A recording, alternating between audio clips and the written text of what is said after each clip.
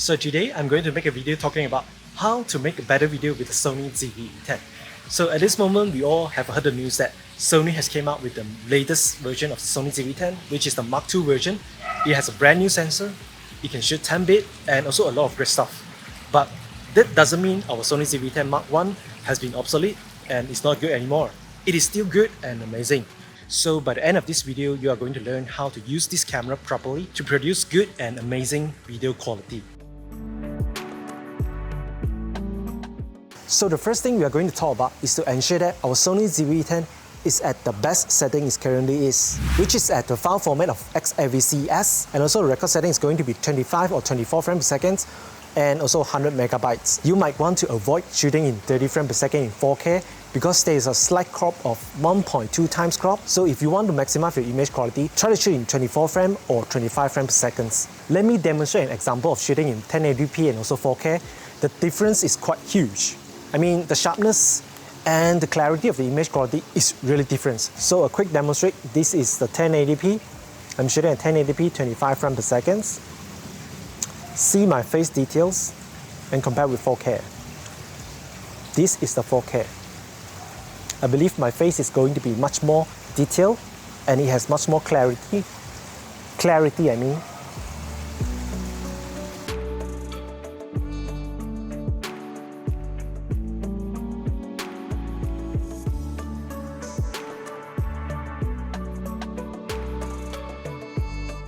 To be honest, if you are viewing this on a monitor, it is really apparent that the 1080p is very soft. So after you have changed to 4K resolution, I want you guys to change to manual mode.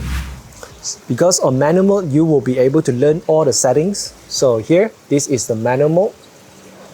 You need to be able to understand all these in-camera settings in order to produce a good quality image. So the first thing we need to see is here, the exposure balance. So here, for example, as you can see, it is negative 2.0. This means that our camera is heavily underexposed. It's too dark and it's going to be a lot of noises when you're trying to shoot with these settings. So the first thing you need to do is to ensure this one is at 0. When your exposure is at 0, that way you can ensure that your image quality is always going to be good because it is not too bright and it is not too dark. When it is +1 or +2.0, it is over bright, it is overexposed. So how to ensure our exposure is always perfectly balanced? So with this, you really need to learn the exposure triangle. First, you must understand that the exposure is made out of 3 things, which is aperture, shutter speed, and also your ISO. So I will not be going into too details, otherwise it's going to be quite confusing for you guys. So let me show you right now how I balance this exposure. So let's try to adjust the setting. First, I'm going to reduce my shutter speed to 1/50. This is the 180-degree shutter rule. So because I'm shooting at 25 frames per second, I'm going to have 2 times the shutter speed, which is 25 times 2, and it's going to be 1/50 shutter speed. If you're shooting at 50 frames per second, it's going to be at 1/100 shutter speed. So at here, you can see my aperture is actually at the lowest. So if I increase the f-stop, it's going to be much darker. We need to minimize this to f3.5. And for the ISO, let's try to increase the ISO. You can see our image started to brighten up. So here, take a look. It is now perfectly balanced, which means it's not overexposed and not underexposed. So in a normal scenario, you need to ensure that your exposure is always ±0 in order to produce a really good quality image. Unless you are trying to shoot with the S-Log3 auto setting, you will need to overexpose this, but let's not talk about it right now. So let's quickly try to take a video with this.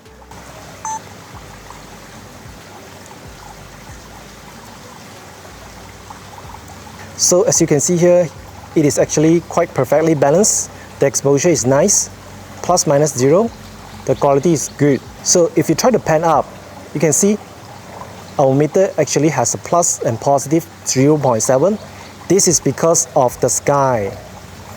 But sometimes the sky is going to be overexposed, it's going to be fine. As long as our picture here, our subject here, which is the landscape here, if it is perfectly balanced, it is going to be fine here.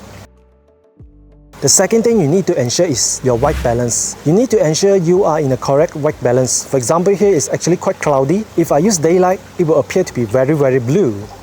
So the correct way, maybe I will just rely on auto. It will automatically decide the white balance for my camera. So if I use cloudy, yeah, it is doable also. So now we have a balanced exposure. If you have a good white balance, you are good to go and shoot a good quality image. But of course, you still have something you might want to change, which is the creative style. So for the Sony ZV-E10, you actually have quite a lot of creative style. You have standard mode, you have landscape, you have portrait, you have sepia. It is up to you whether which one do you like. And another thing you might want to learn to use is the Sony Cinema Picture Profile.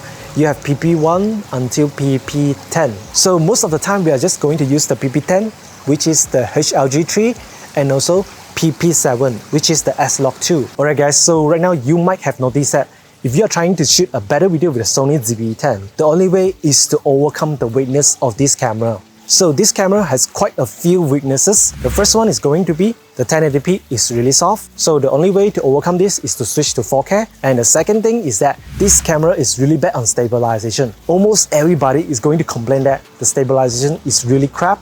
If you're trying to vlog, it's going to be one hell of a job because you need to stabilize all the footage in post to get a stable and really enjoyable footage. There are actually 3 software that I recommend. The first one is the Sony Catalyst Browse software. You're able to throw in your clips recorded by the Sony ZV-E10 and then stabilize them one by one. Alternatively, you can use the GyroFlow app, which is a free open source software. You can throw all the clips together inside GyroFlow app and then you can stabilize them all in one go. But of course, the Sony software Catalyst Browse is going to give you the best stabilization result. Another way to overcome the stabilization is actually use the active stabilization. There is a 1.4 times crop inside your image. It is going to be hard to maneuver if you are trying to vlog because this is just 16mm. 16mm is equivalent to 24mm in full frame equivalent. If you are trying to apply a 1.4 times crop, it is going to be really heavy, around 13mm. So it is going to be very tight on your face. So if you are vlogging on active stabilization, it is not quite desirable. So for vlogging, you might need to purchase a wider lens like the Sony 11mm or the Viltrox 13mm lens. And here side by side, I'm going to show you 3 results using the Catalyst Browse, using the GyroFlow, and also using the active stabilization to stabilize your footage.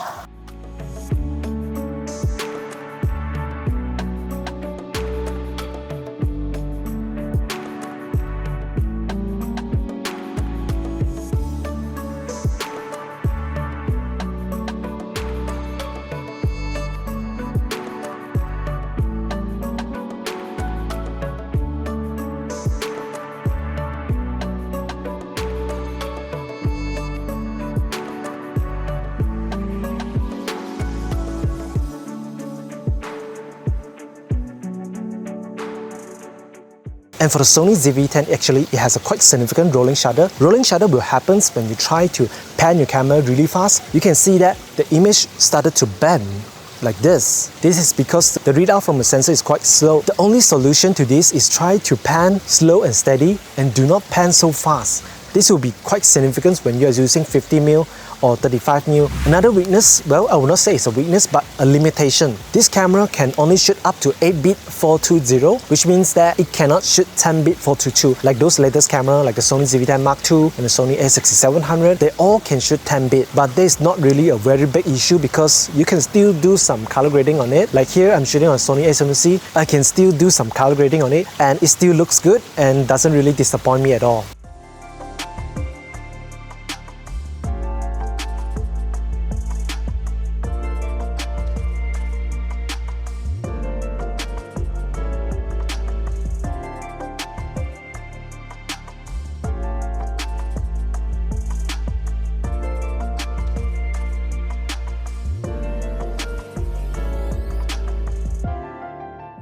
And also, if you want more information about the settings of this camera, actually I have made one detailed setting guide for the Sony ZV-E10. You can refer to that video. I think it's on the left side or right side, and you're going to learn more about the setting of this camera.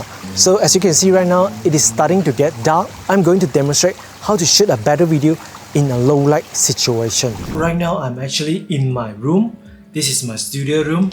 I'm trying to shoot in a low light situation, and I only have my ceiling light above me. My shutter speed is at the bare minimum, which is 1/50 shutter speed, and aperture is f3.5. Yes, the lowest is going to be f3.5 on the kit lens, and my ISO is 6400, which is way beyond the capacity of the Sony ZV-E10. We are already trying our best to minimize the shutter speed, the aperture, and also the ISO. We cannot control it anymore. What you can do, I'm sorry if I have to say this, you guys may scold me, but yes, you need a f1.8 lens.